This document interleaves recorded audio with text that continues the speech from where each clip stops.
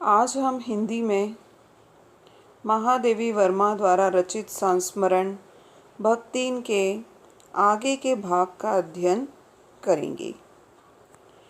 इस संस्मरण के पिछले भाग में लेखिका ने बताया था कि भक्तिन की जेठानियाँ अपने पतियों के द्वारा कूटी और पीटी जाती थी, लेकिन उनके पास ऐसा कोई उपाय नहीं था कि वे भक्तिन को अपने पति से अलग कर सके। भक्तिन के पति ने कभी भी भक्तिन के ऊपर हाथ तक नहीं उठाया था। इसका सबसे बड़ा कारण यह था कि भक्तिन का पति भक्तिन को अच्छी तरह से पहचानता था, वह उसे अच्छी तरह से जानता था। इसके अतिरिक्त परिश्रमी, तेजस्विनी, इसके अतिरिक्त भक्तिन कैसी थी? मेहनती, तेजस्विनी यानी बुद्धिमानी और पति के प्रति रोम रोम से सच्ची पत्नी को वह चाहता भी बहुत रहा होगा। भक्तिन कैसी थी? परिश्रमी थी और बुद्धिमान भी थी, और उसका पति अपनी सच्ची पत्नी को बहुत चाहता भी होगा, क्योंकि उसके प्रेम के बल पर ही पत्नी ने अलगोछा करके सबको अंगूठा दिखा दिया था। अपने पति के इसी प्रेम के बलबूते पर भक्तिन ने अपने परिवार से अपने आप को अलग कर लिया था। काम वही करती थी, इसीलिए गाय भैंस, खेत खलिहान, अमराई के पेड़ आदि के संबंध में उसका ज्ञान बहुत बड़ा चढ़ा था। जैसे पिछले भाग में बताया था कि भक्तिन के द्वारा ही घर के सारे कार्य किए जाते थे, इसीलिए घर के सारे कार्यों में, चाहे गाय भैंस के पालन पोषण की बात हो या आम के पेड़ों के रख रखाव की बात हो, उन सब के बारे में उसका ज्ञान बहुत बढ़ चढ़ चुका था, यानी उसका ज्ञान बढ़ चुका था। उसने छांट छांट कर ऊपर से असंतोष की मुद्रा के साथ भीतर से पुलकित होते हुए जो कुछ लिया वह सबसे अच्छा भी रहा। उसने अपने परिवार से अलग होते समय उसके मन में परिवार के प्रति जो असंतोष था उसको ध्यान में रखते हुए भीतर से तो वह प्रसन्न थी, लेकिन उसने अपने परिवार से जो कुछ भी प्राप्त किया वह अच्छा था। साथ ही परिश्रमी दंपति के निरंतर प्रयास से उसका सोना बन जाना स्वाभाविक भी हो गया था। वह कैसी थी? परिश्रमी थी।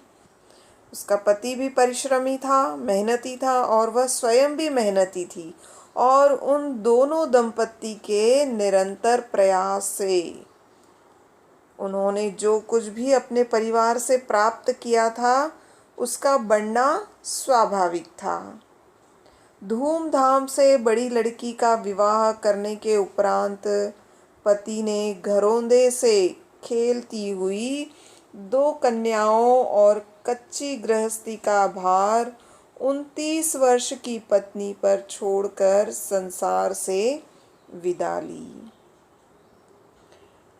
हमने पिछले भाग में देखा था कि भक्तिन की 2 लड़कियां थी, तो उन्होंने बड़ी लड़की का बड़ी धूमधाम से विवाह किया, और भक्तिन के पति ने अपने घर से इस प्रकार दोनों कन्याओं का विवाह करके और कच्ची गृहस्थी का भार, यानी उनका गृहस्थ जीवन पूरा भी नहीं हुआ था, और भक्तिन की मात्र 29 वर्ष की अवस्था में भक्तिन को छोड़कर उसके पति ने इस संसार से विदा ले ली। जब वह मरा, यानी जब उसके पति की मृत्यु हुई तब उसकी अवस्था 36 वर्ष से कुछ अधिक रही होगी।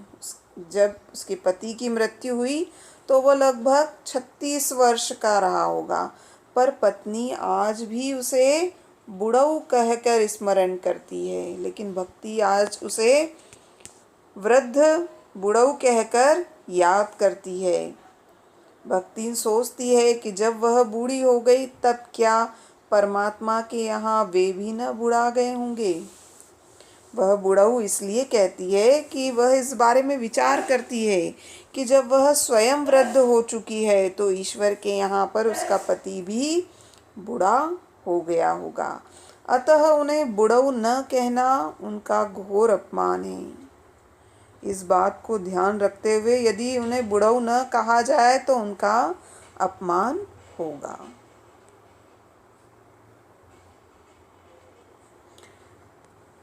हाँ, तो भक्तिन के हरे भरे खेत, मोटी ताजी गाय भैंस, फलों से लदे पेड़ देखकर जेठ जिठोतों के मुंह में पानी भर आना स्वाभाविक था। अब भक्तिन के पास में हरे भरे खेत थे और गाय भैंसे भी थे और फलों के पेड़ भी थे। इन सबको देखकर उन भक्तिन की जेठ अर्थात उसके पति के भाई और भाई की पत्नियों के मुंह में पानी आ जाना स्वाभाविक था। यानी इन सबको देखकर उनके मन में लालच आना स्वाभाविक था। इन सब की प्राप्ति तो तभी संभव थी जब भई यहू दूसरा घर कर लेती। लेकिन इतना सारा इन सबको प्राप्त तभी किया जा सकता था जब भाई की पत्नी, भई यहू यानी भाई की पत्नी, दूसरा विवाह कर लेती। पर जन्म से खोटी, जन्म से ही भाग्यहीन भक्तिन इनके चकमे में आई ही नहीं। भक्तिन इनके चक्कर में नहीं आई। उसने क्रोध से पांव पटक पटक कर आंगन को कंपायमान करते हुए, उसने गुस्से में अपने पैरों को आंगन में पटक कर आंगन को कपकपा दिया और कहा, हम कुकरी बिलार न होए, हम कोई कुत्ते बिल्ली नहीं हैं। हमार मन पुसाई तो हम दूसरों के जाब नहीं। यदि हमारा मन नहीं है तो हम दूसरों के यहाँ नहीं जाएंगे। तो तुम्हार पचे की छाती पे होहरा, होहरा अने चने, भुजब अने मूंग, हम तो तुम्हारी छाती पर ही चने और मूंग दलेंगे, पीसेंगे और राज करब और राज करेंगे। समझे रहो, इस बात को अच्छी तरह से समझ लो। उसने ससुर, अजिया ससुर, जाने के पीढ़ियों के ससुर गणों की उपार्जित जगह जमीन में से सुई की नोक के बराबर भी देने की उदारता नहीं दिखाई। उसके पास जो खेत थे, जो उसके ससुर और उसके अजिया ससुर ने उनकी पीढ़ियों के द्वारा जो अर्जित की गई संपत्ति थी, उस संपत्ति में से उसने सुई के बराबर यानी थोड़ी सी भी वस्तु देने की दया नहीं दिखाई। इसके अतिरिक्त गुरु से कान फुकवा कर, यानी गुरु से कान फुकवाना यानी अपना गुरु बनाकर कंठी बांध, गले में कंठी बांध ली और पति के नाम पर घी से चिकने केशों को समर्पित कर कभी न टलने की घोषणा कर दी। उसने क्या किया? गुरु बना लिया और गले में कंठी बांध ली और अपने पति के नाम पर जितने भी उसके सिर पे बाल थे वह मुड़वा दिए, अर्थात अपने पति को समर्पित कर दिए और कभी न जाने की घोषणा कर दी। भविष्य में भी संपत्ति सुरक्षित रखने के लिए उसने छोटी लड़कियों के हाथ पीले कर उन्हें ससुराल पहुंचाया। और भविष्य में अपनी संपत्ति को सुरक्षित करने के लिए उसने क्या किया, उसकी जो छोटी लड़की थी उसके भी हाथ पीले कर दिए। हाथ पीले कर देना यानी विवाह कर देना। पति के चुने हुए बड़े दामाद को घर जमाई बनाकर रखा और पति के द्वारा जो बड़ी बेटी का विवाह किया गया था उसे घर जमाई बना लिया। इस प्रकार उसके जीवन का तीसरा परिच्छेद आरंभ हुआ।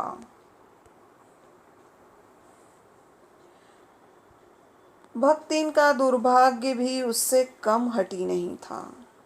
भक्तिन मेहनती थी लेकिन उसका जो भाग्य था वह भी जिद्दी था। इसी से किशोरी से युवती होते ही बड़ी लड़की विधवा हो गई। यानी बड़ी लड़की के पति को उसने क्या घर जमाई बनाया था, लेकिन कुछ समय बाद बड़ी लड़की विधवा हो गई, अर्थात उसके पति की मृत्यु हो गई। भई यहू से पार न पा सकने वाले जेठों और काकी को परास्त करने के लिए कटिबद्ध जिठोतों ने आशा की एक किरण देख पाई। भाई की पत्नी से पूरा न पार करने वाले जेठ और काकी को परास्त करने के लिए, जिन काकी को परास्त करने पर भी क्या हुआ, जितने जेठ के जो लड़के थे उन्हें आशा की एक नई किरण दिखाई दी। विधवा बहन के गठबंधन के लिए बड़ा जिठोत अपने तीतर लड़ाने वाले साले को बुला लाया। अब जो विधवा बेटी जो विधवा हो गई थी उसका विवाह करने के लिए जेठ के लड़के ने क्या किया, अपने तीतर लड़ाने वाले साले को अपने यहाँ बुला लिया, क्योंकि उसके हो जाने पर सब कुछ उन्हीं के अधिकार में रहता। भक्तिन की लड़की भी माँ से कम समझदार नहीं थी, इसी से उसने वर को नापसंद कर दिया और बाहर के बहनोई का आना चचेरे भाइयों के लिए सुविधाजनक नहीं था। अतः यह प्रस्ताव जहाँ का तहाँ रह गया। तब वे दोनों माँ बेटी खूब मन लगाकर अपनी संपत्ति की देखभाल करने लगी और मान न मान मैं तेरा मेहमान की कहावत चरितार्थ करने वाले वर के समर्थक उसे किसी न किसी प्रकार की पदवी पर अभिषिक्त करने का उपाय सोचने लगे। और इस प्रकार दोनों माँ बेटी क्या हो गई, खूब मन लगाकर मेहनत करने लगी और जिसे बुलाया नहीं गया था वह उसके परिवार वाले क्या हो गए, तरह तरह के उपाय करने लगे। एक दिन माँ की अनुपस्थिति में वर महाशय ने बेटी की कोठरी में घुसकर भीतर से द्वार बंद कर लिया।